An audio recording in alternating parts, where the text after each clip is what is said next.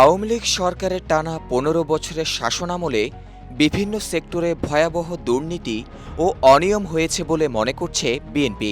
দলটির নেতারা এসব দুর্নীতি ও অনিয়ম প্রকাশ্যে তুলে ধরতে চান।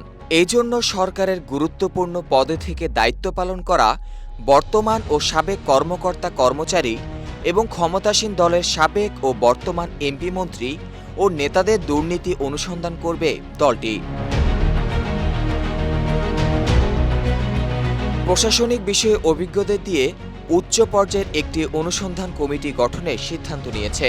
তারা নিবিড়ভাবে অনুসন্ধান করে তথ্য উপাত্ত সংগ্রহ করবেন, পরে সংবাদ সম্মেলনের মাধ্যমে তা আনুষ্ঠানিকভাবে প্রকাশ করবে বিএনপি। একই সঙ্গে তথ্য প্রমাণ সহ সরকার সংশ্লিষ্ট দুর্নীতিবাজ কর্মকর্তা, মন্ত্রী, এমপি ও নেতাদের নামে লিফলেট তৈরি ও বিতরণ করা হবে।